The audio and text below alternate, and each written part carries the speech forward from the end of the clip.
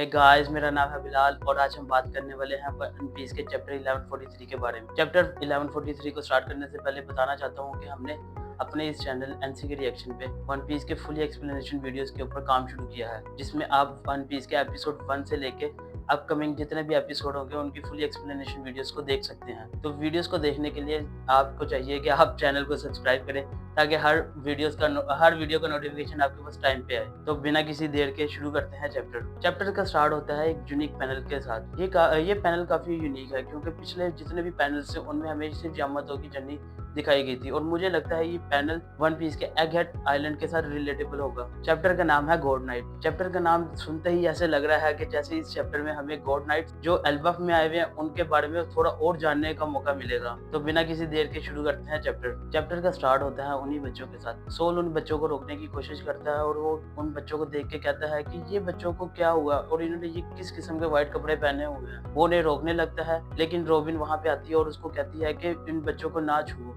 क्योंकि टीचर ने मना किया था। लेकिन सोल चाहता था कि वो उन बच्चों को वापस स्कूल में लेके चले जाए। तो सोल जैसे ही उन बच्चों को रोकने लगता है तो उसे कोई चीज चुभती है, बल्कि ये चीज कोई नहीं बल्कि एक इनविजिबल थॉर्न था जो सेंट समर्स की तरफ से समन किया गया था उन बच्चों के ऊपर। वो बच्चे नींद की हालत में सिर्फ अपनी एक डायरेक्शन की तरफ चल रहे थे। सोल वहां पे जख्मी हालत में पड़ा हुआ था और वो चिल्ला रहा था कि मुझ पे किसी ने हमला कर दिया और ऐसे लग रहा है कि कोई चीज मुझे चुभ रही है। दूसरे पैनल में हम देखते हैं स्कूल की साइड पे, जहाँ पे एक टीचर बता रहे होते हैं कि आधे से ज्यादा बच्चे तो अभी भी सो रहे हैं और वो अभी तक जाग नहीं पा रहे। वेस्टर्न विलेज की साइड पे हम देखते हैं कि जायंट्स अपनी पार्टी कर रहे थे, लेकिन जैसे ही उन्हें खबर मिली तो रुक गए और उनमें से एक जायंट बोलता है कि वहां पे तो मेरा अपना बेटा भी है, तो चलो उनकी मदद करते हैं और बच्चों को वापस लेके आए। इसके बाद का पैनल काफी अच्छा था क्योंकि इसमें हमें दिखाया गया एल्बफ में यूज होने वाला पहला स्नेल और इसका नाम था टेलीडिक्शन स्नेल। और ये सिर्फ और सिर्फ एल्बफ में यूज होता है और ये कहीं पे भी नहीं पाया जाता।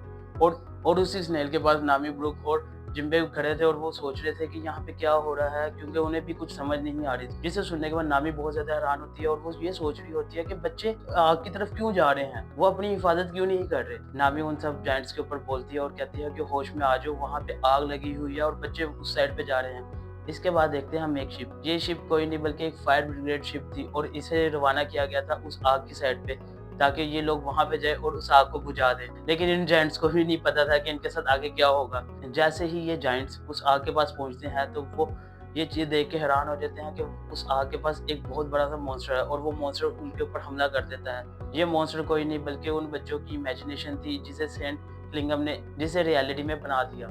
उस मॉन्स्टर को देखते साथ ही उन सब जायंट्स जो नशे में थे उनका नशा उतर गया और जेरुल तो बहुत ज्यादा डर गया था। इसके अगले पैनल में हम देखते हैं सेंट सोमर्स को, जो कहता है कि देखा तुमने उन जायंट्स को जिनको इस थॉर्न से बहुत ज्यादा तकलीफ हुई और वो तकलीफ ये तकलीफ वर्थ इट थी। और ये पावर कुछ नहीं बल्कि उसका डेविल फ्रूट है जिसका नाम है थोर फ्रूट। इस फ्रूट की पावर से वो अपने बॉडी को एक थॉर्न बना लेता है और वो इस चीज से बहुत ज्यादा खुश था क्योंकि जायंट्स बहुत ज्यादा गमगीन थे अपने बच्चों को बचाने के लिए। दूसरी तरफ हमें दिखाया जाता है सेंट क्लिंगम को, जो कहता है कि गंगो तुम क्या कर रही हो, यहाँ पे दूसरे भी रास्ते हैं, तुम मेन पाथ की तरफ से क्यों जा रही हो। तो गंगो उन्हें बताती है कि उसने ये पाथ खुद बनाया था ताकि वो बच्चे ओल्ड लाइब्रेरी से सीधा मेन विलेज से होते हुए उस शिप पे जा बैठे। अभी ये लोग आपस में डिस्कस कर ही रहे थे कि वहाँ पे सेंट क्लिंगम कहता है कि खाने में नमक कम है, जिसे सुनते साथ ही सेंट सोमर्स सोचने लगता है कि ये नमक क्या है। और दूसरी साइड से हम देखते हैं कि सेंट क्लिंगम उसकी इमेजिनेशन से वो नमक बना लेता है और यहाँ से हमें दिखाया जाता है सेंट क्लिंगम की पावर को। जैसा कि इस चैप्टर का नाम था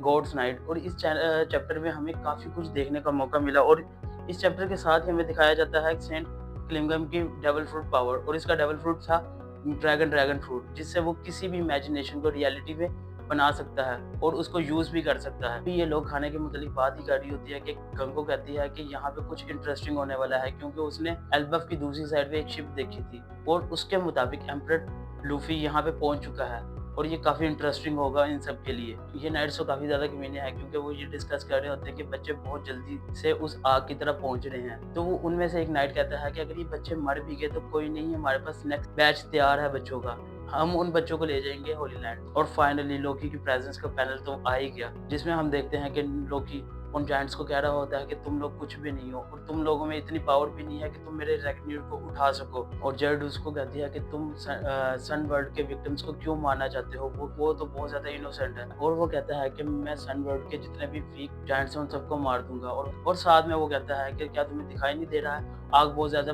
तेज़ी से फैल रही है जंगल में। यहाँ से हमें देखने को मौका मिलता है सांजी को। सांजी लूफी से बात कर रहा होता है और कहता है कि ये जायंट मॉन्स्टर कौन है, मैंने आज से पहले इसको नहीं देखा। और यहाँ से लूफी कहता है कि वो काफ़ी ज़्यादा इंजर्ड है और मैंने वादा किया था कि मैं इसको आज़ाद कराऊंगा, क्या तुम इसका इलाज कर सकती हो। लोकी सब जायंट्स को उनके वेपन्स फेंकने का कहता है और वो कहता है कि अगर तुमने ना किया तो मैं तुम सबको मार दूंगा।